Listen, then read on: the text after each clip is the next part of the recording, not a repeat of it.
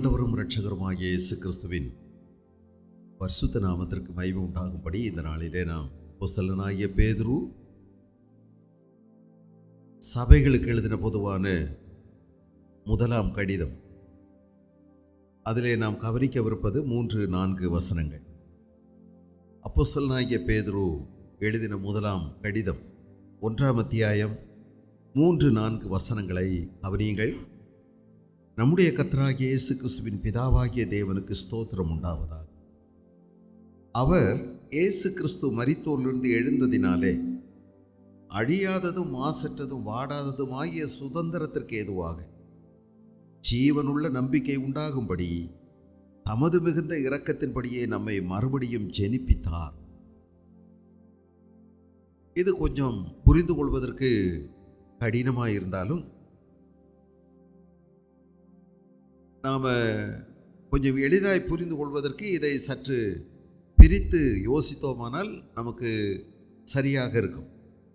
நம்முடைய கர்த்தராகிய இயேசு கிறிஸ்துவின் பிதாவாகிய தேவனை ஸ்தோத்திரியுங்கள், அவரை கொண்டாடுங்கள், அவரை வாழ்த்துங்கள், அவரை புகழுங்கள், அவரை ஆராதியுங்கள். காரணம், அவர் நம்மை மறுபடியும் ஜெனிப்பித்தார் என்று எழுதியிருக்கிறது. எதனாலே? தமது மிகுந்த இரக்கத்தின்படியே நம்மை மறுபடியும் ஜெனிப்பித்தார்.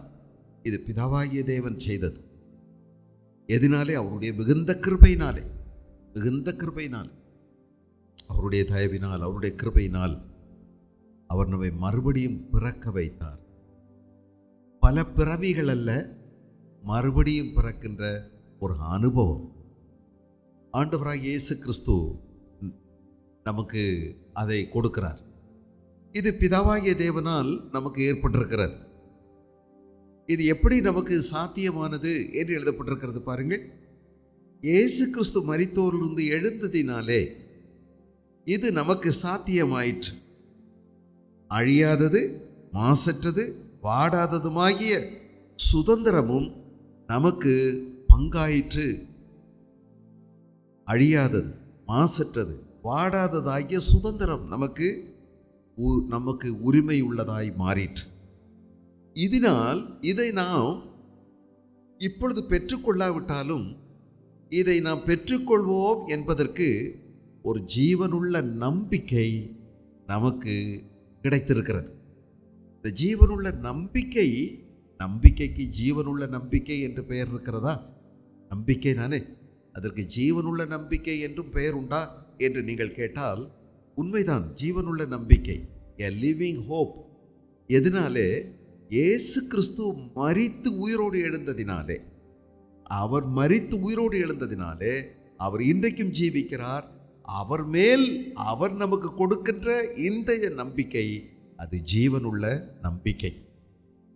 அந்த ஜீவனுள்ள நம்பிக்கை நமக்கு ஒருபோதும் நம்மை வெட்கப்படுத்தாது. அப்போ பிதாவாகிய தேவன் நம்மை தம்முடைய கிருபையினாலே மறுபடியும் ஜெனிப்பித்தது மட்டுமல்ல, நம்மை சுதந்திரவாளிகளாக மாற்றினார். அது என்ன சுதந்திரம்? அழியாதது, மாசற்றது, வாடாததாகிய சொத்து. இது எப்படி நமக்கு சாத்தியமாயிற்று, நமக்கு கைவசமாகிறது? இயேசு கிறிஸ்து மரித்து உயிரோடு எழுந்ததினாலே இது நமக்கு சாத்தியமாகிறது. இதை நாம் பெற்றுக்கொள்வோம் என்பதற்கு ஒரு ஜீவனுள்ள நம்பிக்கையை ஆண்டவராகிய இயேசு கிறிஸ்து மூலமாய் நாம் பெற்றிருக்கின்றோம். இப்பொழுது என்னோடு கூட கவனியுங்கள்.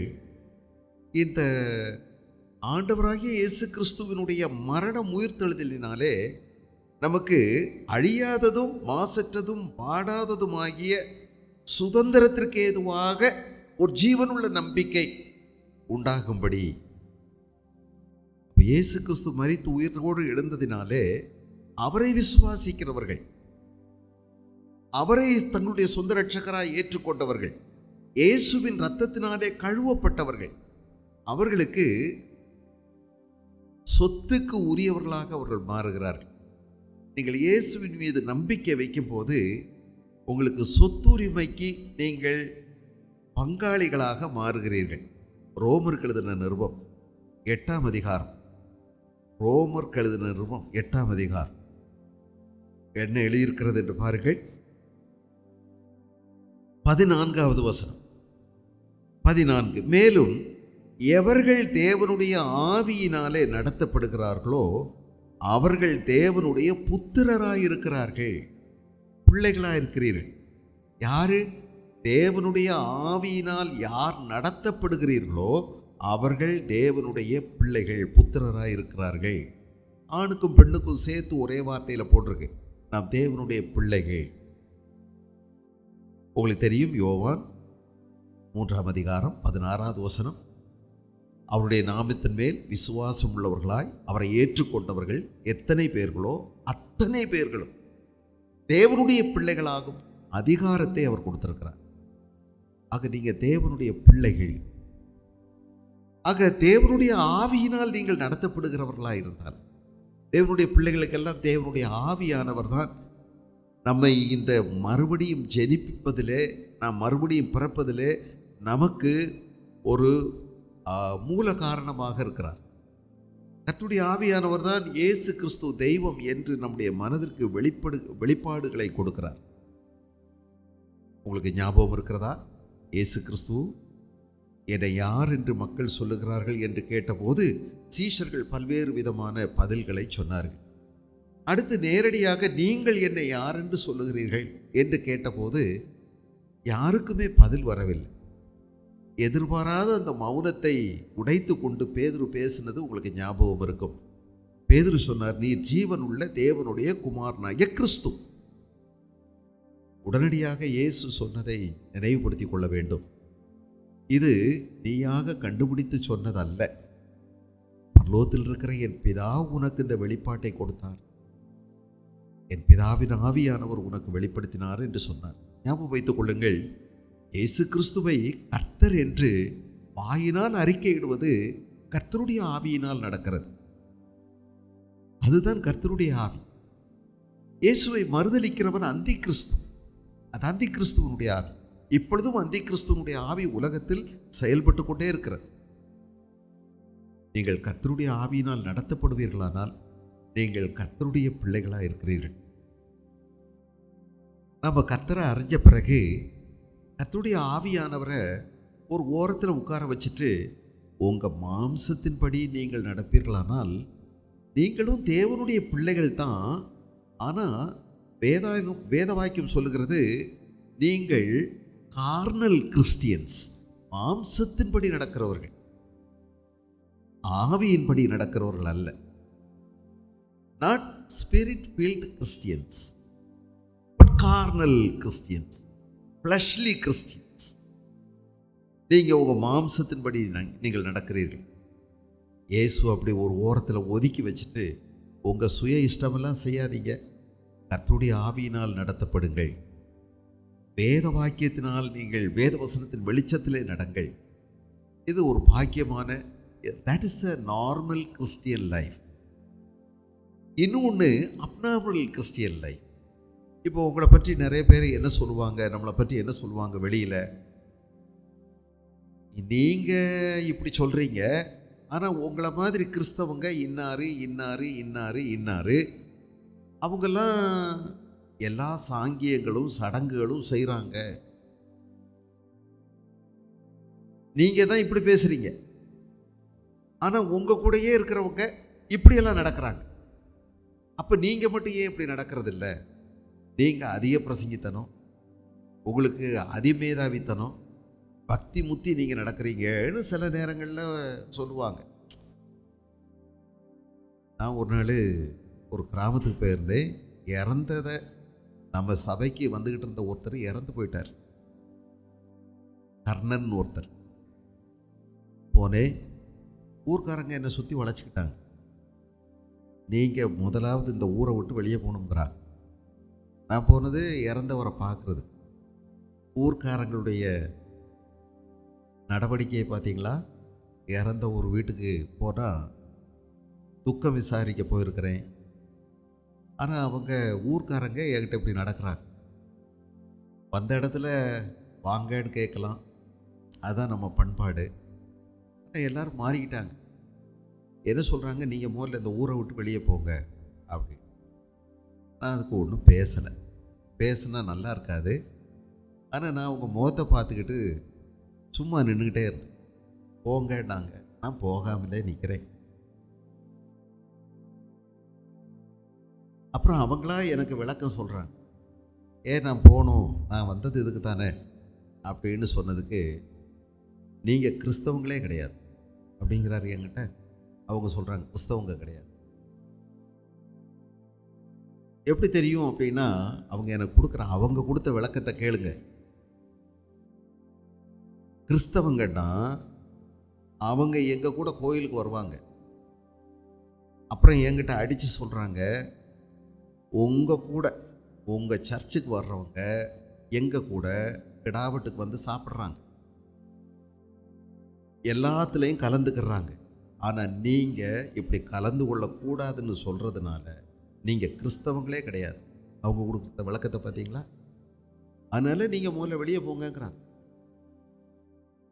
இதுக்கு நான் என்ன சொல்கிறது? அவங்க ஆணித்தனமாக சொல்கிறாங்க, உங்கள் சர்ச்சுக்கு வர்றவங்க. நான் சுற்றி வளைச்சி அப்புறம் புரிஞ்சுக்கிட்டேன் யாராக இருக்கும்.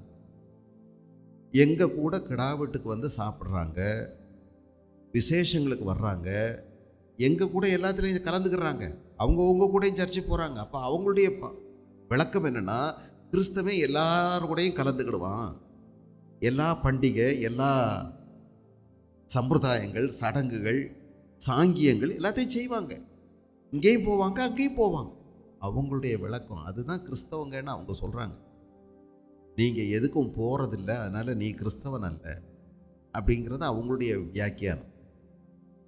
உங்களை பற்றி என்ன சொல்லுவாங்க? ஆயுத பூஜை வந்துச்சு, போயிட்டீங்களா? போனவங்களும் இங்கே தானே இருக்கீங்க. செத்த வீடுகளில் எல்லா சாங்கியமும் செய்கிறீங்களே, 3 நாள் போகிறீங்க. கிறிஸ்தவங்க மாதிரி இல்லையே. எத்தனை பழக்க வழக்கங்களை நம்ம இன்னும் வச்சுக்கிட்டே இருக்கிறோம். நம்ம ஆவியினால் நடத்தப்படாமல் மாம்சத்தின்படி நடத்தப்படுறோம். மனுஷனுக்கு பிரியமாகவே நம்ம நடக்க விரும்புகிறோம். அவ்வளவு சாங்கியமும் செய்கிறோம், அவ்வளவு மூட நம்பிக்கைகளும் நம்மகிட்ட இருக்குது. கர்த்தருடைய ஆவியினால் எவர்கள் நடத்தப்படுகிறார்களோ அவர்கள் தேவனுடைய பிள்ளைகளாக இருக்கிறார்கள். மற்றபடி நீங்கள் கார்னல் கிறிஸ்டின் சண்டை போடுறீங்க. கிறிஸ்தவங்களுக்கும் மற்றவங்களுக்கும் என்ன வித்தியாசம் இருக்கும்? ஒன்றுமே இல்லையே. அவங்களும் சண்டை போடுறாங்க, நம்மளும் சண்டை போடுறோம். அவங்களும் கெட்ட வார்த்தை பேசுகிறாங்க, நம்மளும் கெட்ட வார்த்தை பேசுகிறோம். அவங்களும் சாங்கியம் செய்கிறாங்க, நம்மளும் செய்கிறோம். அவங்களும் எல்லாம் குடிக்கிறாங்க, நம்மளும் குடிக்கிறோம். அவங்கள போல தான் நம்ம இருக்கிறோம். உடனே ஒரு வித்தியாசம், நம்ம சர்ச்சுக்கு வர்றோம், அவங்க கோயிலுக்கு போகிறாங்க. ஆவியினால் நடத்தப்படுங்கள். அதனால தான் சண்டை, சச்சரவு, பிரிவினை, எல்லாம் முட்டல், மோதல் எல்லாமே இருக்குது. எதையும் சகிச்சுக்கிட நமக்கு விருப்பம் இல்லை. ஒரு சின்ன விஷயத்தை கூட நம்ம தேவனுடைய பிள்ளைகள் ஏன் இப்படி இருக்கிறாங்க? என்கிட்ட கேட்டால் நான் சொல்லிடுவேன், ஐயா சர்ச்சுங்கிறது பள்ளிக்கூடம் மாதிரி. எல்லா பிள்ளைகளும் படிக்க வருது, வாத்தியார் பாடம் நடத்துகிறாரு, படிக்குது. படிக்காமல் போகிறது ஃபெயிலாகி போகுது. ஃபெயிலாகி போன பிள்ளைகளை வச்சு படிக்கிற பிள்ளைகளை நீங்கள் குறைச்சி மதிப்பிடாதீங்க. சிலர் தான் பாஸ் ஆவாங்க, பலரும் ஃபெயில் ஆவாங்க. என்ன பண்ணுறது? நீங்கள் ஃபெயிலாக போகிற பிள்ளைகளான்னு பார்த்துக்கிடுங்க. இயேசு கிறிஸ்து தெளிவாக சொன்னார். ஒரு நாள் அவர் வரும்போது ரெண்டு பேர் எந்திரம் அரைத்து கொண்டிருப்பார்கள். ஒருவர் ஏற்றுக்கொள்ளப்படுவார், ஒருவர் கைவிடப்படுவார். 2 பேர் வயலில் வேலை செஞ்சுக்கிட்டு இருப்பாங்க. ஒருவர் ஏற்றுக்கொள்ளப்படுவார், ஒருவர் கைவிடப்படுவார். 2 பேர் ஒரே படுக்கையில் படுத்திருப்பாங்க. ஒருவர் ஏற்றுக்கொள்ளப்படுவார், ஒருவர் கைவிடப்படுவார். நீங்கள் ஏற்றுக்கொள்ளப்படுகிறவர்களா கைவிடப்படுவீர்களான்னு தெரியலை. நீங்கள் முடிவெடுத்துக்கிடுங்க. நல்ல நிலத்தில் விழுந்த விதை கூட சிலது 30, சிலது 60, சிலது 100 பலன் கொடுத்ததுன்னு போட்டிருக்கு. உங்கள் நோக்கமெல்லாம் நான் அதிகப்படியான கனி கொடுக்கணுமே, ஆண்டவருக்கு பிரியமாக வாழணுமே, மனுஷனுக்கு பிரியமாக இல்லை, எல்லா இடமும் தேவனுக்கு பிரியமாக வாழணுமேன்னு இருக்கணும். எழுதியிருக்குது, நீங்கள் தேவனுடைய ஆவியினால் நடத்தப்படுகிறவர் எவர்களோ அவர்கள் தேவனுடைய பிள்ளைகளாக இருக்கிறார்கள். தேவனுடைய ஆவியினால் நடத்தப்படவர்கள் எவர்கள் தேவனுடைய ஆவியினால் நடத்தப்படுகிறார்களோ அவர்கள் தேவனுடைய புத்திரராக இருக்கிறார்கள். அந்தபடி திரும்பவும் பயப்படுகிறதற்கு நீங்கள் அடிமைத்தனத்தின் ஆவியை பெறாமல் பாருங்க, அப்பா பிதாவே என்று கூப்பிட பண்ணுகிற புத்திர சுவிகாரத்தின் ஆவியை பெற்றீர்கள். உங்களுக்கு அப்பா அப்படின்னு கூப்பிடக்கூடிய உரிமையின் ஆவி கிடைச்சிருக்கு. நீங்க அவர் அப்பான்னு கூப்பிடலாம். அப்பா பிதாவே என்று கூப்பிடத்தக்கதான புத்திர சுவிகாரத்தின் ஆவி. உரிமையா கூப்பிடுறீங்க. என் பிள்ளைகள் என்ன உரிமையா கூப்பிடுறாங்க. எனக்கு அது புரியுது. எனக்கு என் மனசு அதோட ஒத்து போகுது. இன்னொருத்தர் யாராவது என்னை கூப்பிட்டா ரொம்ப எனக்கு மனசு ஒத்து போயிடாது. ஆனால் சில நேரங்களில் எனக்கு குழப்பமாகும். ஆனால் என் பிள்ளைகள், நான் பெற்ற பிள்ளைகள் என்னை கூப்பிடும்போது அவர்களுக்கு முழு உரிமை இருக்கு இல்லையா? முழு உரிமை. தேவன் நம்மை மறுபடியும் ஜெனிப்பித்தார். அவர் அப்பான்னு கூப்பிடக்கூடிய ஆவியை நாம் பெற்றிருக்கின்றோம். நாம் தேவனுடைய பிள்ளைகளாக இருக்கிறோம் என்று ஆவியானவர் தாமே நம்முடைய ஆவியுடனே சாட்சி கொடுக்கிறார். நம்முடைய ஆவியுடனே சாட்சி கொடுக்கிறார். இதெல்லாம் எனக்கு தெரியாது. முதல்ல ஆரம்பத்தில் நான் என் உள்ளத்தை இயேசுராஜாவுக்கு திறந்த போது எனக்கு இதெல்லாம் தெரியாது இந்த மாதிரி. ஆனால் நான் அங்கேருந்து இயேசுராஜா கூட பேசிட்டு எனக்குள்ள ஒரு புது மாற்றம் சடனாக நடந்துச்சு. நிமிஷங்களில் நடந்தது, நொடிகளில் நடந்தது. அந்த பனைமரத்துக்கு அடியிலேருந்து ஓடி ஒரு 1/2 கிலோமீட்டர் இருக்கும் என் அறைக்கு வந்தேன். ஹாஸ்டல், ஒரு 300 பேர் தங்கி இருக்கக்கூடிய ஹாஸ்டல். அதில் வந்தேன். வரும்போதே என்ன ஆசையோடு வர்றேன் தெரியுமா? பைபிளை எடுத்து வாசிக்கணும் அப்படிங்கிற முறை ஆசையோடு ஓடி வந்தேன். ஆசையோடு என் பைபிள் எடுத்து வாசிக்கணுங்கிற ஆசையோடு ஓடி வந்தேன். வேகமாக பைபிள் எடுத்தேன். வேகமாக பைபிள் தான் எடுத்தேன். டக்குன்னு எனக்கு திருப்ப தெரியலை. சும்மா இப்படி திருப்பினேன். அதில் என்ன எழுதி இருந்துச்சுன்னா, தீர்மானத்தின் விவரம் சொல்லுவேன். கர்த்தர் என்னை நோக்கி, நீர் என்னுடைய குமாரன், இன்று நான் உம்மை ஜெனிப்பித்தேன் அப்படின்னு எழுதியிருந்துச்சு. உண்மையிலே சொல்கிறேன், அதுதான் என் கண்ணில் பட்டது. இப்படி மந்திர புஸ்தகம் பயன்படுத்தக்கூடாதுன்னெல்லாம் எனக்கு தெரியலை அன்னைக்கு. இன்னைக்கு நான் உங்களுக்கு சொல்லித்தர்றேன். ஆனால் எனக்கு தெரியாத நாட்களில் கர்த்தர் எனக்கு என்னுடைய ரட்சிப்பை, நான் மறுபடியும் பிறந்ததை உறுதிப்படுத்தினார். அப்போ எனக்குள்ள உண்மையிலே சொல்கிறேன், ஒரு சத்தம் கேட்டுச்சு, இது உனக்கு தான், இது உனக்கு தான். யாரோ எனக்குள்ளே இருந்து கிசுகிசுக்கிற மாதிரி இருந்தது. எனக்கு கிசுகிசுக்கிற மாதிரி இருந்துச்சு. ஆனால் கொஞ்ச நாள் கழித்து நான் வேதத்தை படிக்கும்போது தான் தெரிஞ்சது, நாம் தேவனுடைய பிள்ளைகளாக இருக்கிறோம் என்று ஆவியானவர் தாமே நம்முடைய ஆவியுடனே கூட சாட்சி கொடுக்கிறார். இன்னைக்கு வரைக்கும் நான் தெய்வ சத்தம் கேட்கறது இல்லைங்க. நீங்கள் சிலர் கேட்குறேங்கிறீங்க, ஆண்டவர் பேசினாருங்கிறீங்க, சந்தோஷம். ஆனால் எனக்கு ஒரு சங்கடமும் இருக்குது, என் கூட இப்படி பேசுறது இல்லையே. ஆனால் நான் தெய்வ சத்தம் கேட்கின்றேன். சிரமப்பட்டு தான் கேட்குறேன். எனக்கு இந்த எழுதப்பட்ட வார்த்தைகள் மூலமாக தான் ஆண்டவர் பேசிகிட்டே இருக்கிறார். நிறைய நேரங்களில் என்னுடைய தீர்மானங்கள், என்னுடைய திருப்பங்களில் ரொம்ப சிரமப்படுறேன். உங்களுக்கு சீக்கிரம் ஆண்டவர் பேசிடுறாரு, ஒரு வார்த்தையை கொடுத்துட்றாரு. எனக்கு அப்படி வர்றதில்லை. கர்த்தருடைய ஆவியானவர் என்னுடைய ஆவியுடனே சாட்சியிடுவார். ஆகவே வேத வசனத்துக்கே நான் முக்கியத்துவம் கொடுக்குறேன்.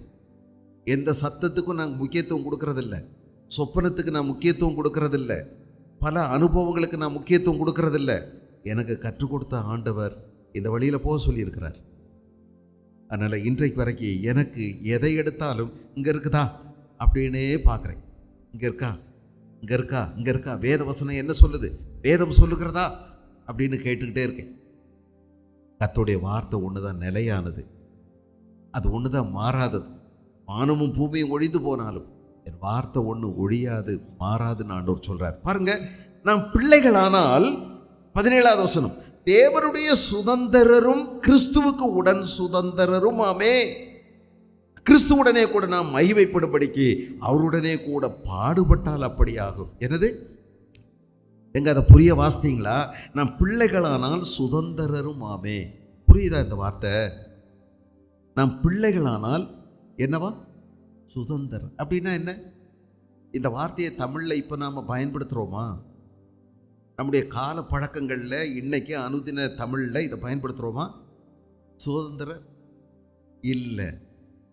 ஆனால் இன்னொரு வார்த்தையை நம்ம பயன்படுத்துகிறோம். என்ன வார்த்தை? இவருக்கு சொத்துல பங்குதாரி, பங்காளி. இவங்க சொத்துல எங்களுக்கு பங்கு இருக்கு. பங்குதாரர், பங்குதார், சுதந்திரவாளி, சுதந்திரம், சொத்துரிமை. சொத்துரிமை நல்லா கவனிங்க. நாம் பிள்ளைகளானால் சொத்துக்கு உரியவர்களாக மாறுகிறோம். சுதந்திரரும் ஆமே, சுதந்திரரும் ஆமே. யாரோட? தேவனுடைய சொத்துக்கு உரிமையாளர்களும் கிறிஸ்துவுக்கு உடன் சுதந்திரரும் ஆமே. அப்படின்னா இயேசுவினுடைய பங்காளி, இயேசுவினுடைய பங்காளி. சில பகுதியில், நம்முடைய பகுதியில், இந்த பகுதியில் சில நேரம் கொங்கு மண்டலத்தில் பங்காளி அப்படின்னு சொல்லிட்டா, அடேப்பா, அந்த ஒரு வார்த்தையே உறவுக்கு ஆழமாக கொண்டுட்டு போயிடும். உடனே டீ குடிங்கப்பாங்க, உடனே தோளில் கை போட்டுருவாங்க, பங்காளி அப்படின்னு கூப்பிடுவாங்க. ரொம்ப அதை பெருசாக நினைக்கிறாங்க. இயேசுவுடன் நீங்களும் நானும் பங்காளி. இயேசு யார்? என்னுடைய மூத்த சகோதரர். நான் அவரோடு உடன் பங்காளி, சொத்துக்குரியவன், பங்குக்குரியவன். பாருங்க, அப்போ தேவனுக்கு என்னெல்லாம் சொந்தமோ அத்தனைக்கும் இயேசுவோட நானும் சொந்தக்காரன். எனக்கும் உரிமை இருக்கு, எனக்கு இதில் உரிமை இருக்கு. நீங்க அடிச்சு சொல்லலாம், இயேசுவோட எனக்கு, அவரோட கூட தேவனுடைய சொத்துல உரிமை இருக்கு, பாத்தியம் இருக்குது. எனக்கு பாத்தியம் இருக்கு, எனக்கு இதுல பாத்தியம் இருக்கு, பங்கு இருக்கு, எனக்கு சொத்துக்கு உரிமை இருக்கிறது. பாருங்க, நாம் பிள்ளைகளானால், நீங்க பிள்ளைகளா இருந்தீங்கன்னா தேவனுடைய சொத்துக்கு சுதந்திரர், தேவனுடைய சுதந்திரரும் கிறிஸ்துவுக்கு உடன் சுதந்திரரும் ஆமே. ஆனா இது எப்படி கிடைக்கும்? இது எப்படி நமக்கு கைக்கு கிடைக்கும்னா, இயேசுவோட கூட சேர்ந்து நாம் பாடுபட்டால், இயேசுவோடு கூட நாம் ஆளுகையும் செய்வோம், இந்த சொத்துக்குரியவர்களாக நாம் மாறுவோம். இப்போ கவனிங்க, அப்போ எனக்கு சொத்து இருக்குது. இந்த சொத்து என்ன சொத்து? 3 விஷயம் அந்த சொத்தை பற்றி சொல்லியிருக்குது நம்ம வாசித்த பகுதியில். இயேசு கிறிஸ்து மரித்தோரிலிருந்து எழுந்ததினாலே அழியாததும் மாசற்றதும் வாடாததுமாகிய சுதந்திரம், சொத்து. இந்த சொத்து எப்படிப்பட்டது? இதுக்கு 3 விஷயம் சொல்லியிருக்கு. என்ன இந்த சொத்துன்னு சொல்லலை, ஆனால் இந்த சொத்தினுடைய தன்மை எழுதப்பட்டிருக்கிறது. The character of the inheritance.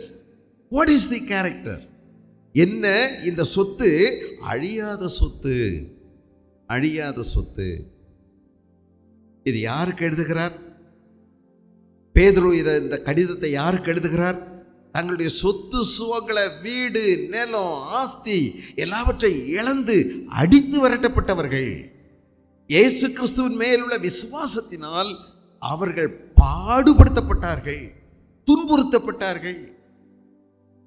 அவர்கள் தங்களுடைய வீடுகளை, நிலத்தை, ஆஸ்தியை, சொத்தை, சுகத்தை, உரியவர்களை, உரிமையானவர்களை இழந்து உயிர் பிழைச்சா போதும்னு சொல்லி தப்பிச்சு ஓடி இருக்காங்க. பொந்து, கப்பதோக்கியா, பித்தினியா, ஆசியா, இப்படிப்பட்ட பிராந்தியங்களில் ஓடி ஒளிஞ்சு அங்கே இருந்து இயேசுவை பின்பற்றி நடக்கிறார்கள். இன்னைக்கு இருக்கக்கூடிய துருக்கின்னு சொல்கிற இந்த நாடு தான் இது. இன்றைக்கி அதை நவீன காலத்தில் துருக்கின்னு சொல்கிறோம். அந்த பகுதியில் தான் இந்த ஜனங்களெல்லாம் போய் ஒரு பாதுகாப்பாக இருக்கிறதுக்கு அந்த பகுதி தெரிஞ்சு நல்லா இருந்திருக்கும் போல இருக்கு. இலங்கையில் யுத்தம் நடந்தபோது, தமிழ் சிங்கள மோதல் ஏற்பட்ட போது, அங்கே ஒரு இன அழிப்பே ஏற்படுத்தணும்னு சொல்லி சிங்கள இராணுவம் முயற்சித்த போது ஓடி வந்து சேர்றதுக்கு தமிழ்நாடு ஒரு பாதுகாப்பாக நிறைய பேருக்கு தெரிஞ்சது. சிலர் ஆஸ்திரேலியா போயிட்டாங்க, நிறைய பேர் லண்டன் குடியேறிட்டாங்க. இன்றைக்கு வரைக்கும் அவங்க அங்கே இருக்காங்க. இந்த பகுதியிலலாம் இந்த தமிழர்களுக்கு பாதுகாப்பு இருக்குன்னு நினச்சி அவங்க போயிட்டாங்க, அகதிகளாக போயிட்டாங்க. அதுபோல தான் இப்போ எருசலேமில் இருந்த ஜனங்கள், யூதர்கள் இயேசு கிறிஸ்துவை சொந்த ரட்சகராய் ஏற்றுக்கொண்டு அவரை பின்பற்றுவதற்கு அவர்கள் ஒரு தீர்மானம் எடுத்ததினாலே துன்புறுத்தப்பட்டார்கள், பாடுபடுத்தப்பட்டார்கள். இவர்கள் சிதறி போய்விட்டார்கள். இந்த சிதறி போனவர்களுக்கு சொல்லும்போது சொல்லுகிறார், நீங்கள் சொத்துக்களை இழந்திருக்கீங்க, நீங்க நிறைய உங்களுடைய எல்லா வீடு, ஆஸ்தி எல்லாத்தையும் இழந்திருக்கீங்க, அருமையானவர்களை இழக்க கொடுத்துருக்கீங்க, சிலரை சிறைச்சாலையில் பிடிச்சு போட்டாங்க, உங்க சொத்து இந்த பூமியில கை மாறிடுச்சு. உங்க வீடு புல்டோசரால இடிக்கப்பட்டாயிற்று. பரவாயில்ல, உங்களுக்கு தேவன் ஒரு சொத்து வைத்திருக்கிறார். அந்த சொத்து அழியாதது, இம்பெரிஷபிள், அழியாத ஒரு சொத்தை ஆண்டவர் உங்களுக்கு வைத்திருக்கிறார். இயேசு கிறிஸ்து மரித்தோரிலிருந்து எழுந்ததினால உங்களுக்கு சொத்துக்குரியவர்களாக நீங்கள் இருக்கிறீர்கள். அவர் மீது வைத்த நம்பிக்கையினாலே ஒரு ஜீவனுள்ள நம்பிக்கை உங்களுக்கு உண்டாயிருக்கிறது. நீங்கள் மறுபடியும் பிறந்ததினாலே சொத்துக்குரியவர்களாக மாறி இருக்கிறீர்கள். உங்களுக்கு சொத்து பரலோகத்தில் ஆண்டவர் ரிசர்வ் பண்ணி இருக்கிறார், வைத்து பாதுகாக்கப்படுகிறது. பாருங்க, பின்னாடி எழுதியிருக்க 5வது வசனத்தில், கடைசி காலத்தில் வெளிப்பட ஆயத்தமாக்கப்பட்டிருக்கிற ரட்சிப்புக்கு ஏதுவாக விசுவாசத்தை கொண்டு தேவனுடைய பலத்தினாலே காக்கப்பட்டிருக்கிற உங்களுக்கு அந்த சுதந்திரம் பரலோகத்தில் வைக்கப்பட்டிருக்கிறது. பரலோகத்தில் வைக்கப்பட்டிருக்கிறது, ரிசர்வ். உங்களுக்குள்ளதை யாருமே எடுக்க முடியாதபடி ஆண்டவர் ரிசர்வ் பண்ணிட்டார். உங்களுக்குரிய கோட்டா அது உங்களுக்கென்று நியமிக்கப்பட்டிருக்கிறது, பரலோகத்தில் வைக்கப்பட்டிருக்கிறது சுதந்திரம். ஆனால் இது அழியாது, இம்பெரிஷபிள் அப்படின்னு போட்டிருக்கு.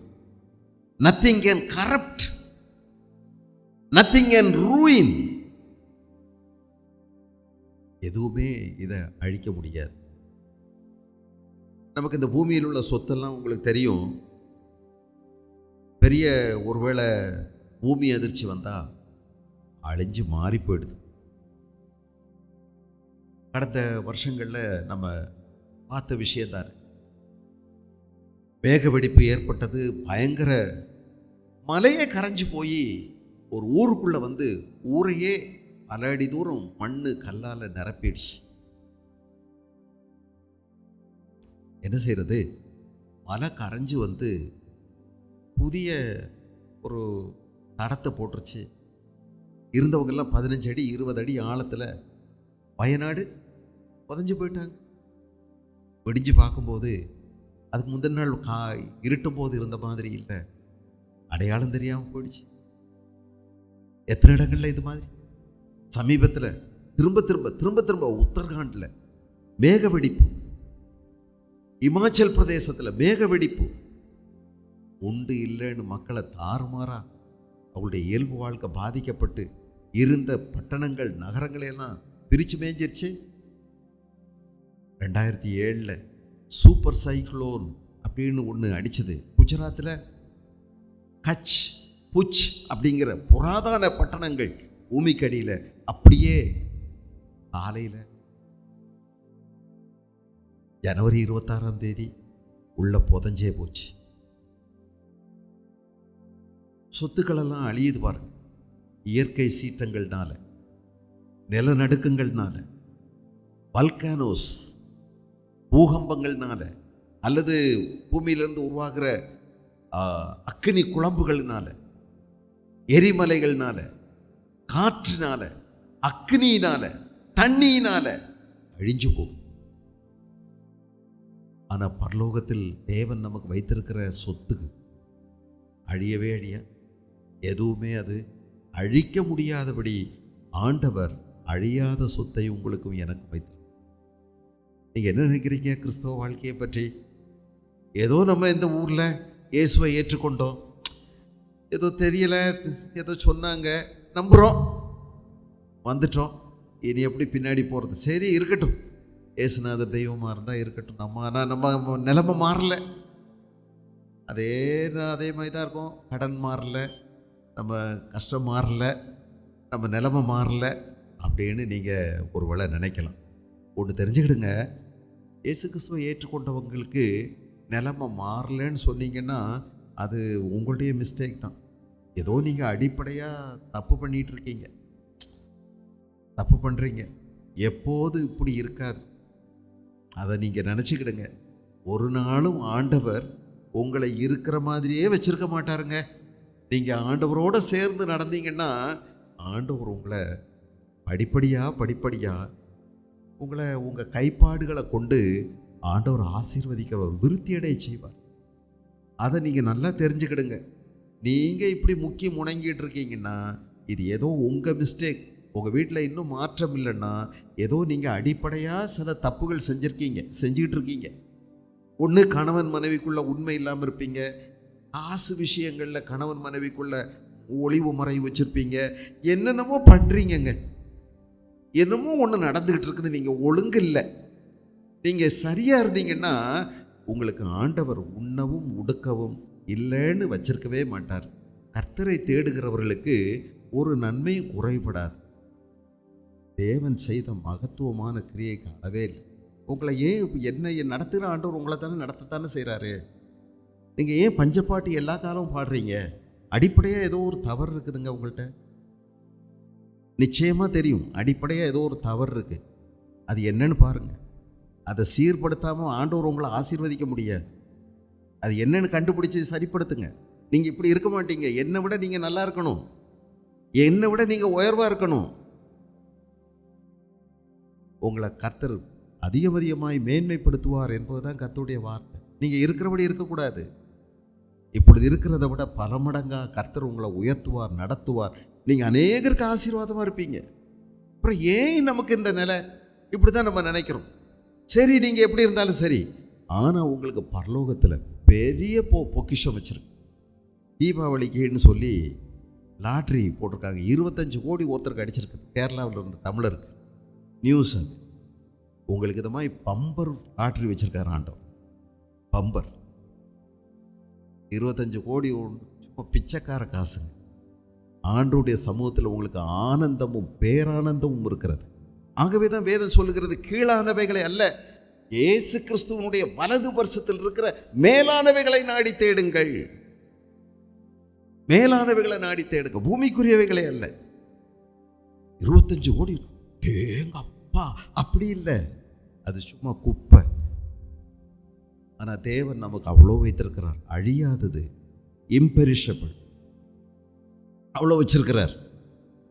மத்திய எழுதின சுவிசேஷம் 6ஆம் அதிகாரம் 20வது வசனத்தில் ஆண்டவர் சொல்றார், பரலோகத்தில் உங்களுக்கு பொக்கிஷங்களை சேர்த்து வையுங்கள். அங்கே பூச்சியாவது துருவாவது அவைகளை கெடுக்காது. திருடன் கண்ணமிட்டு திருட முடியாது. பரலோகத்தில் பொக்கிஷங்களை சேர்த்து வையுங்க. பூமியில் சேர்த்து வச்சிங்கன்னா எல்லாத்தையும் எடுத்துட்டு போயிடுவாங்க. போறது கோயிலில் கும்பிடுறதுக்கு தான், பின்னாடி வர்றவங்களும் கும்பிடுறதுக்கு தான். ஆனால் பல்லாலே கடிச்சு 10 பவுன் நகையை எடுத்துகிட்டு போயிடுறாங்க. என்ன பல்லு? அதுதாங்க சிங்கப்பல்லு. அப்புறம் சிசிடிவி கேமராவில் பார்த்தா தான் தெரியும் கடிச்சு எடுத்தது தானே. அழிஞ்சு போகுது. திருடன் கண்ணமிட்டு திருடுவான். எல்லாரும் பஸ்ஸில் வேகமாக இறங்கிட்டு இருக்கும்போது ஒருத்தர் மட்டும் நெரிச்சுக்கிட்டு ஏறுவாரே, என்ன இது? திருடன் கண்ணமிட்டு திருடுவான். பரலோகத்தில் பொக்கிஷங்களை சேர்த்து வைங்க. உங்கள் பொக்கிஷம் எங்கே இருக்குதோ அங்கே தான் உங்கள் இருதயம் இருக்கும்னு ஆண்டவர் சொன்னார். பொக்கிஷம் எங்கே இருக்குதோ அங்கே தான் இருதயம் இருக்கும். எங்கே வச்சுருக்கோம் பொக்கிஷத்தை? அதனால் அந்த பொக்கிஷம் மேலே ஆண்டவர் வச்சிருக்கிறார். 1 கொரிந்தியர் 9ஆம் அதிகாரம். இந்த வார்த்தை, இந்த இம்பெரிஷபிள், அழியாதது அப்படிங்கிற வார்த்தை ஒரு 7 இடத்துல புதிய ஏற்பாடில் வந்திருக்குது. ஆனாலும் எல்லாத்தையும் நான் சொல்ல விரும்பலை. ரோமர் 1:23 வாசித்துட்டோம். மத்தேயு 6:20 சொன்னேன். 1 கொரிந்தியர் 9 பாருங்க. 1 கொரிந்தியர் 9 அங்கே எழுதியிருக்குது 25. பந்தயத்திற்கு போராடுகிற யாவரும் எல்லாவற்றிலேயும் இச்சையடக்கமாயிருப்பார்கள். அவர்கள் அழிவுள்ள கிரீடத்தை பெறும்படிக்கு அப்படி செய்கிறார்கள். நாமோ அழிவில்லாத கிரீடத்தை பெறும்படிக்கு அப்படி செய்கிறோம். அழிவுள்ள கிரீடம், அழிவுள்ள கிரீடம். எவ்வளோ பேர் கோப்பை வாங்கியிருக்காங்க, எத்தனை வீர தீர செயல்களுக்கெல்லாம் வாங்கியிருக்காங்க. அழிவுள்ளது. ஆனால் நாமோ அழிவில்லாத கிரீடத்தை பெறும்படிக்கு அப்படி செய்கிறோம்.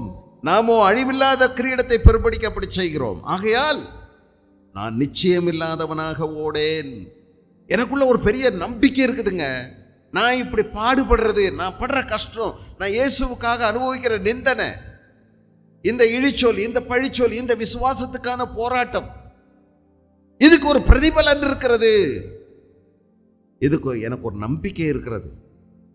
நான் கிறிஸ்துவோடு கூட பாடுபட்டால் கிறிஸ்துவோடு கூட ஆளுகையும் செய்வோம். இக்காலத்து பாடுகள் இனிவரும் மகிமைக்கு ஒப்பிடத்தக்கவைகள் அல்ல. அதை இழந்துட்டேன், இதை இழந்துட்டேன், இப்படி விட்டாங்க, என்ன நட்டாத்தில் விட்டாங்க, எல்லாரும் என்ன மோசமாக பேசுகிறாங்க, ஆனால் பேசிட்டு போகிறாங்க. நான் பெற்றிருக்கக்கூடிய எனக்குன்னு ரிசர்வ் பண்ணி வச்சிருக்கிறது பரலோகத்தில் சொல்லி முடியாத ஆனந்த பாக்கியம். ஆண்டவர் அவ்வளோ வச்சிருக்கிறாரு. அழியாதவைகளுக்காக நாம் பாடுபடுகிறோம் என்று எழுதப்பட்டிருக்கிறது.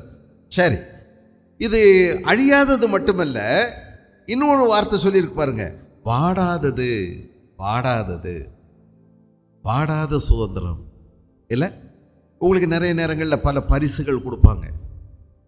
இப்போ பாருங்க, சில நேரம் இதெல்லாம் கொடுக்குறோம், ஆனால் அந்த கொய்யா பழமோ அல்லது ஆப்பிள் பழமோ அல்லது ஆரஞ்சு பழமோ அல்லது மாம்பழமோ ஒருவேளை நம்ம கொஞ்சம் நாள் வீட்டில் வச்சிட்டோம்னா அது என்ன செஞ்சிடும்? வாடிருமே, வதங்கிருமே, சுருங்கிருமே, அப்புறம் உள்ளேருந்தே அது கெட்டு போயிடுமே, அப்புறம் அது சாப்பிட முடியாது.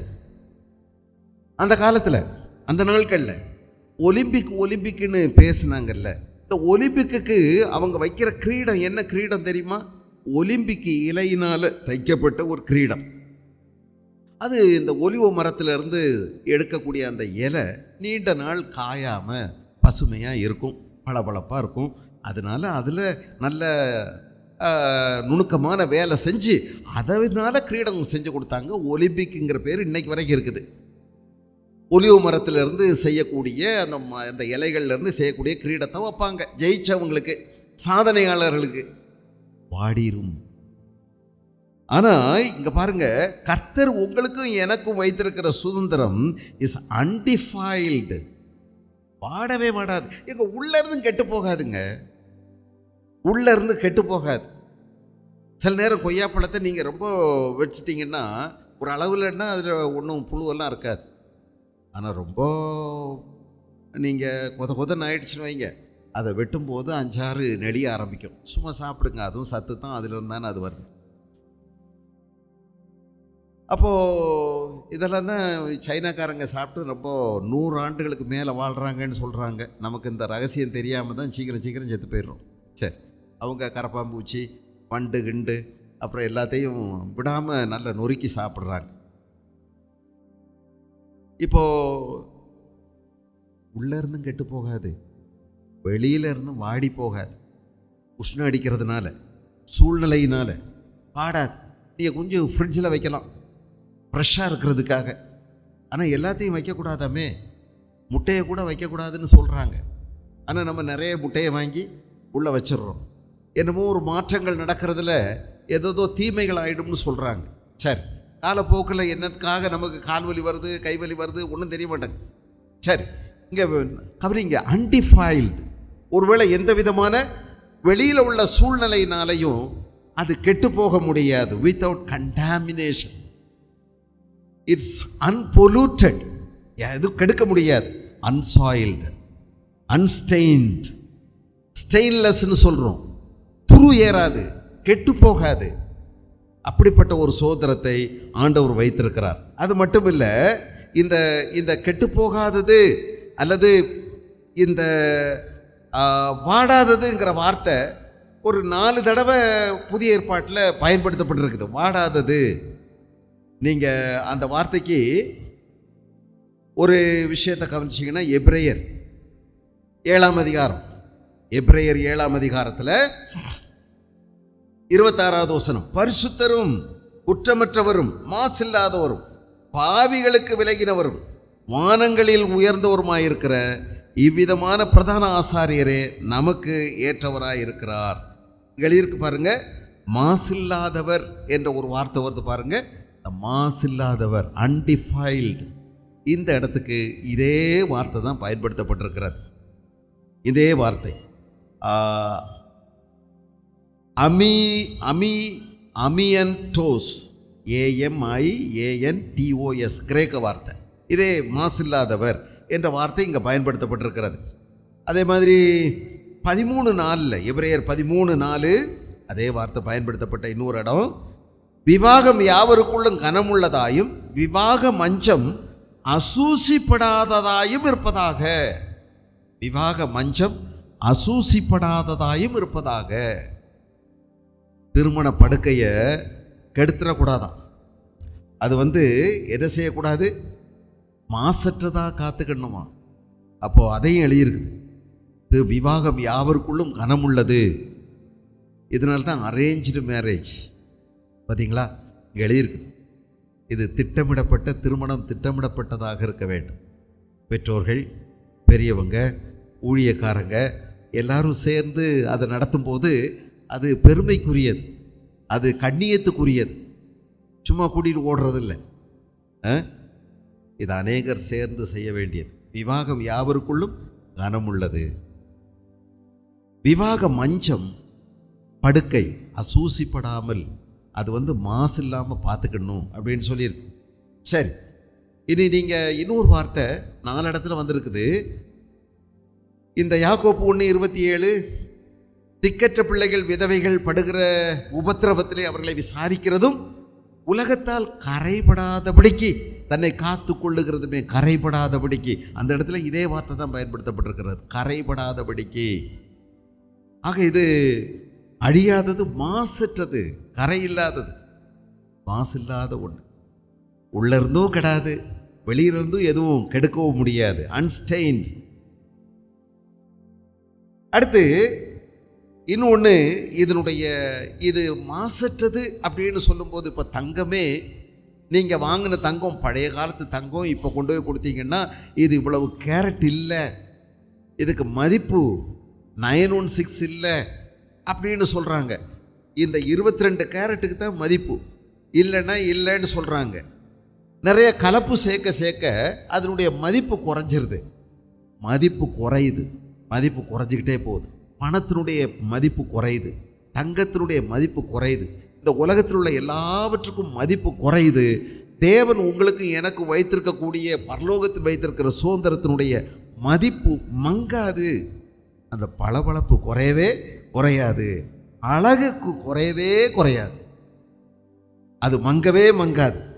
ஆக நிறைய நேரங்களில் நாம் எவ்வளவு ஜாக்கிரதையோடு நடக்கணும் பார்த்தீங்களா. எனக்கு ஒரு சொத்து மங்காத, ஒரு பளபளப்பான, எப்போதும் அதனுடைய மதிப்பு குறையாத ஒரு சொத்தை ஆண்டவர் வச்சிருக்கும் போது நான் அதை பெற்றுக்கொள்ள போகிறேன். நான் எப்படி இருக்கக்கூடாது, கீழ்த்தரமான விதங்களில் பொருளை சேர்க்கவோ சம்பாதிக்கவோ அல்லது நடவடிக்கைகளில் நாம் நேர்மையற்றவர்களாக இருக்கவோ கூடாது. அதில் நம்ம ரொம்ப ஜாக்கிரதையாக இருக்கணும். இன்றைக்கி எத்தனை பேர் நேர்மையற்ற முறைகளில் சம்பாதிக்க நினைக்கிறாங்க, லஞ்சம் லாவண்யத்தினால அல்லது குறுக்கு வழிகளில் அல்லது பல ஏமாற்று முறைகளை பயன்படுத்தி அவங்க சம்பாதிக்கலான்னு நினச்சா அதெல்லாம் நிலைக்கும்னு நினைக்கிறாங்க. இதில் கொஞ்சம் ஆண்டவர் கொடுத்ததுனால அங்கே பரலோகத்துக்கு போகாது. அதுக்குள்ளே அதில் கொஞ்சம் காணிக்கப்பட்டியில் போட்டதுனால ஆண்டவர் மெச்சிக்கிட போகிறதில்லை. அதனால் ஜாக்கிரதையாக இருக்கணும். நமக்கு ஒரு அழியாத மாசற்ற சொத்து பரலோகத்தில் தேவன் வைத்திருக்கிறபடினால நம்முடைய நடவடிக்கைகள் பூமியில் ஆண்டவருக்கு பிரியமானதாக இருக்க வேண்டும். இன்னொரு விஷயம் சொல்லியிருக்குது, நாட் ஃபேடிங் அவே அப்படின்னு இன்னொரு வார்த்தை போட்டிருக்குது இல்லை, அது வாடாத சுதந்திரம். வாடாத சுதந்திரம், வாடி போகும் ஆனால் வாடாதது. எத்தனை விஷயங்கள் வாடிடுது இல்லை, மதிப்பு குறைஞ்சிருது, வாடி போயிடுது. இன்றைக்கி இருக்கிற சொத்துக்கு ஒருவேளை தொடர்ந்து மழை இல்லாமல் போயிடுச்சு அப்படின்னா அந்த சொத்தினுடைய மதிப்பு மங்கிடுது, வாடிடுது. ஆனால் ஆண்டவர் நமக்கு வைத்திருக்கக்கூடிய சொத்தினுடைய மதிப்பு வாடுறதே இல்லை. 1 பேதுரு 5ஆம் அதிகாரத்தில் 4வது வசனம், 5:4, அப்படி செய்தால் பிரதான மேய்ப்பர் வெளிப்படும் போது மகிமையுள்ள வாடாத கிரீடத்தை பெறுவீர்கள். வாடாத கிரீடம். ஆண்டவர் உங்களுக்கு எனக்கு வச்சிருக்கிற கிரீடத்துக்கு பேர் என்ன? வாடாத கிரீடம், அன்ஃபேடிங். வாடாத கிரீடத்தை ஆண்டவர் வச்சிருக்காரு. எப்போதுமே அது பளபளப்பாகவே இருக்கும், அதனுடைய மதிப்பு மங்கவே மங்காது, அது என்றென்றைக்கும் அப்படியே இருக்கும். ஆண்டவர் நமக்கு வச்சிருக்கிறார். இது என்னங்க சொத்து? இங்கே ஒரு வாடாத கிரீடம்னு போட்டிருக்குது. இது என்ன சொத்து தான் ஆண்டவர் வச்சிருக்கிறாரு? உங்களுக்கு எனக்கு தெரியுமா? அதை பற்றி சொல்லலை. ரொம்ப இந்த சொத்து அழியாதது, மாசற்றது, எதுவும் கலப்பு சேராதது, இதே நேரத்தில் வாடாதது, இப்படியெல்லாம் தான் சொல்லியிருக்கேன். எல்லாமே இது என்ன சொத்துன்னு சொல்லலை. அப்படி தானே? நீங்கள் தெரிஞ்சுக்கிட்ட ஆசைப்படுவீங்கல்ல? எனக்கும் ஆசை தான். ஆனால் எங்கேயும் சொல்லப்படலையே. ஆனால் நான் கொஞ்சம் வேதத்தில் கொஞ்சம் ஊடுருவி பார்த்தா ஒன்று ரெண்டு வசனங்கள் நம்ம கண்ணுக்கு தட்டுப்படுது. லேவியராகமத்தில் லேவியர்களுக்கு ஆண்டவர் ஒரு வார்த்தை சொன்னார். அந்த வார்த்தை என்ன அப்படின்னு நீங்கள் கவனிச்சிங்கன்னா, அது நான் தான் உங்களுக்கு சொத்து அப்படின்னு சொல்லி ஆண்டவர் அவங்களுக்கு சொல்கிறத நம்ம கவனிக்க முடியும். நான் தான் உங்களுக்கு சொத்து அப்படின்னு சொல்கிறார். எண்ணாகமம் 18வது அதிகாரம், எண்ணாகமம் 18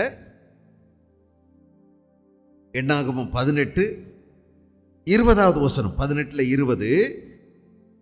எல்லாருக்கும் சொத்து, ஆனால் பின்னும் கர்த்தர் ஆரோனை நோக்கி, அவருடைய தேசத்தில் நீ ஒன்றையும் சுதந்திரித்துக் கொள்ள வேண்டாம், அவர்கள் நடுவே உனக்கு பங்கு உண்டாயிருக்கும் வேண்டாம், இஸ்ரவேல் புத்திரரின் நடுவில் நானே உன் பங்கும் உன் சுதந்திரமுமாயிருக்கிறேன்.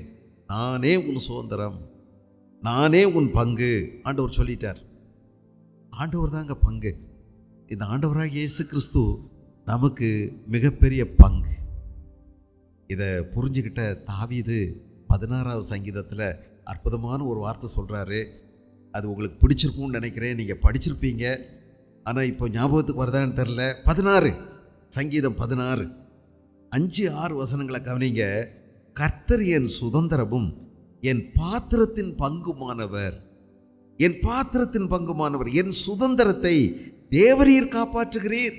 நேர்த்தியான இடங்களில் எனக்கு பங்கு கிடைத்தது, ஆம் சிறப்பான சுதந்திரம் எனக்கு உண்டு. கர்த்தர் என் சுதந்திரம், கர்த்தர் என் பாத்திரத்தின் பங்கு. பாருங்க, இயேசுவோட கூட நான் உடன் பங்காளி. அவர் என் பாத்திரத்தின் பங்கு. அவரோட கூட பங்கு போட எனக்கு உரிமை இருக்கிறது. அந்த உரிமையை அவரே எனக்கு கொடுத்திருக்கிறார். என் சுதந்திரத்தை தேவரீர் காப்பாற்றுகிறீர். நேர்த்தியான இடங்களில் எனக்கு பங்கு கிடைத்தது, ஆம் சிறப்பான சுதந்திரம் எனக்கு உண்டு. இவரும் சொல்லலை என்ன அந்த சுதந்திரம், ரொம்ப சொல்லலைல்ல. ஆனால் அந்த சுதந்திரம் அழியாதது, அது கலப்பு சேராதது, ஒரிஜினல், மாசற்றது. அது ஒரு நாள் துருப்பிடிக்காது. அது வெளியிலேருந்து எந்த ஒரு அழுத்தம் கொடுத்தாலும் அதனுடைய மதிப்பு மாறாது. அது அழியாதது, மாசற்றது, வாடாதது. அப்படிப்பட்ட ஒரு சொத்தை ஆண்டவர் நமக்கு வச்சிருக்கிறார்.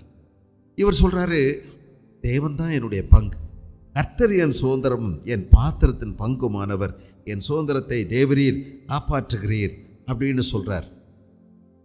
இயேசு கிறிஸ்துவை சுதந்திரவாளின்னு சொல்லி இவரை கொன்னுட்டு சொத்தையெல்லாம் அபகரிக்கலாம்னு சொல்லி அங்கே இருக்கிறவங்க நினச்சாங்கன்னு சொல்லி இயேசுநாதர் ஒரு கதை சொன்னார். திராட்சை தோட்டத்தை வச்சுருந்தார் ஒரு எஜமான்.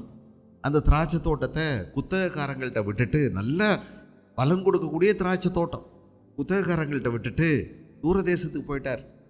இவங்க குத்தகையை ஜிபே பண்ணுவாங்க, பேடிஎம்மில் பண்ணுவாங்கன்னு பார்த்தா பண்ணவே இல்லை, பண்ண மாட்டேன்ட்டாங்க.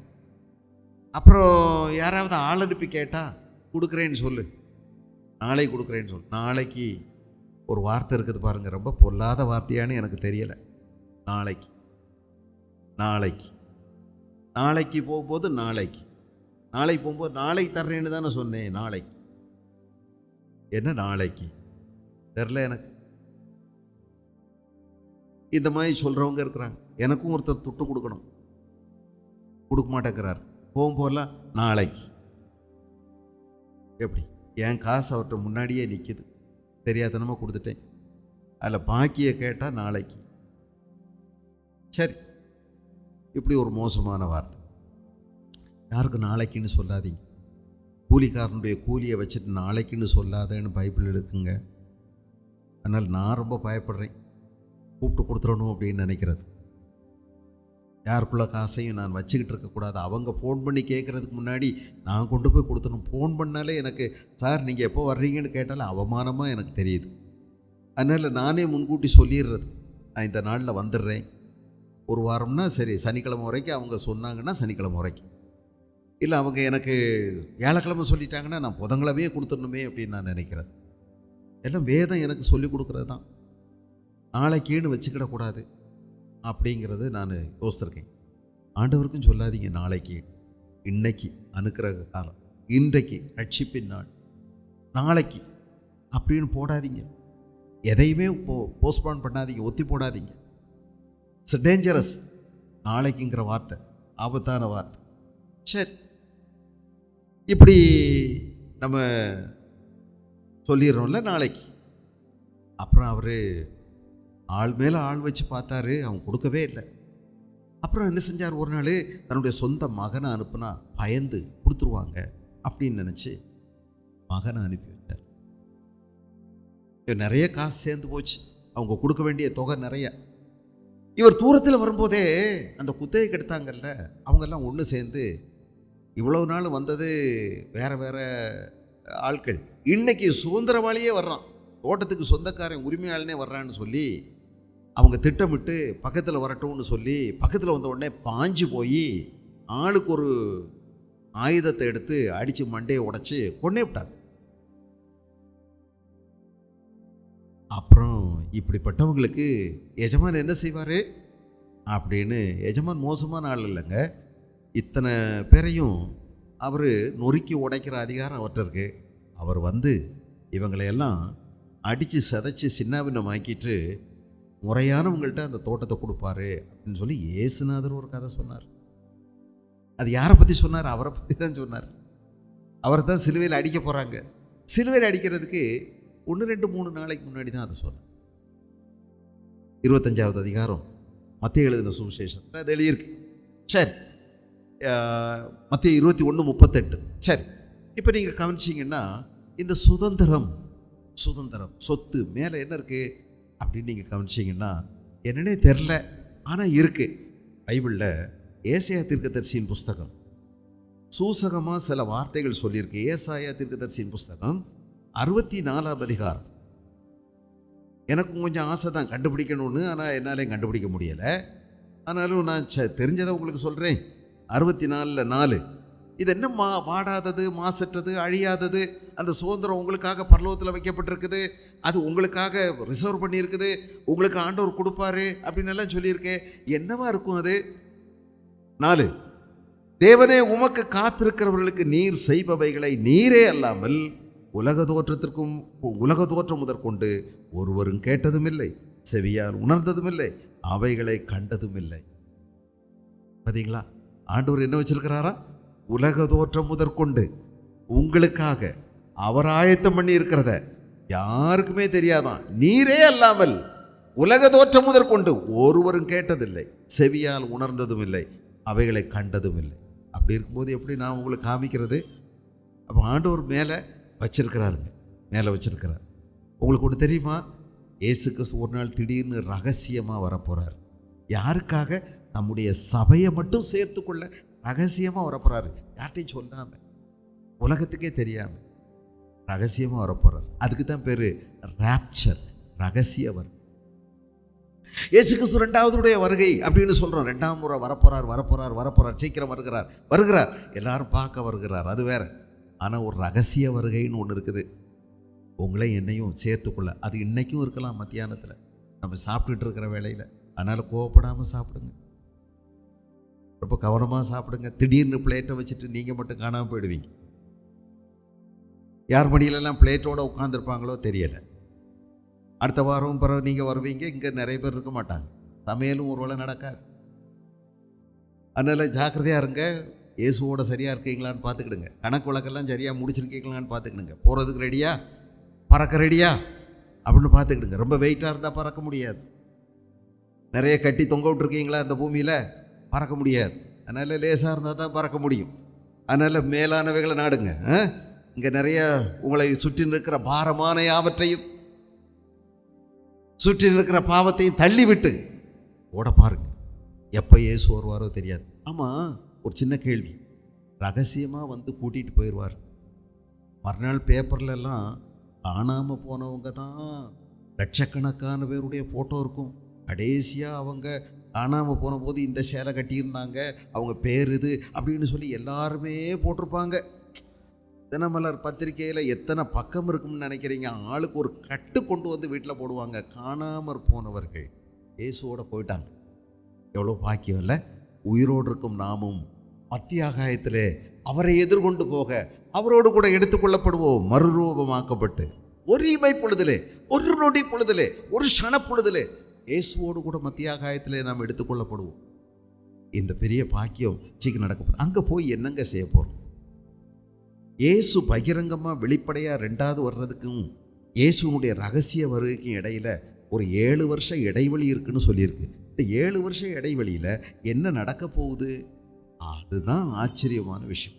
ஒவ்வொருவருக்கும் ஆண்டவர் பரிசும் பாராட்டுகளும் நிறைய வச்சிருக்கிறார். இதை யார் கண்டது? ஆண்டவரே, நீர் உங்களை நேசிக்கிறவங்களுக்கு நீர் உண்டு பண்ணி வைத்திருக்கிற பெரிய இரக்கங்கள், கிருபைகள் ஒரு கண்ணும் கண்டதில்லை, ஒரு காதும் கேட்டதில்லை, ஒருவருடைய மனசுலையும் அது தோன்றவும் இல்லை அப்படின்னு சொல்லி வேதம் சொல்லுது. 1 கொரிந்தியர் 2ஆம் அதிகாரம் 9வது வசனத்தை பாருங்க. இதை பவுல் அழகா ருசிச்சிருக்கிறாரு, ரசனையோடு எழுதுறாரு பாருங்க. 7வது வசனம் 2:7.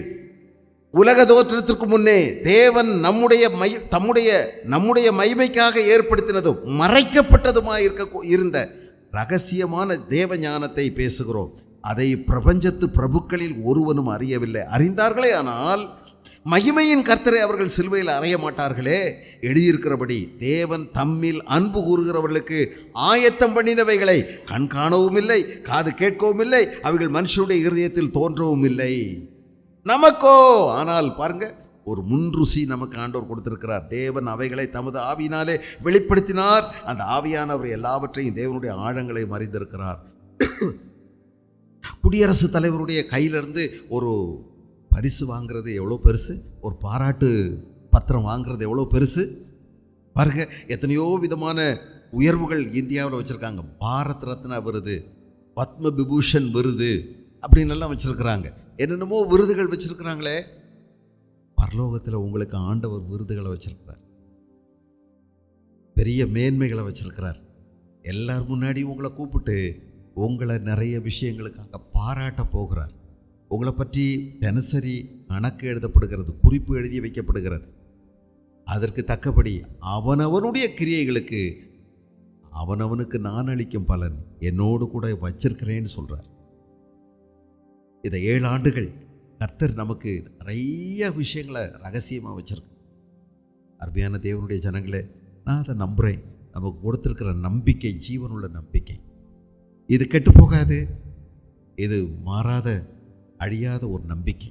இதை யாராலையும் அழிக்க முடியாது. இயேசுவை நேசிக்கிற உங்களுக்கு இதை ஆண்டவர் வைத்திருக்கிறார். 2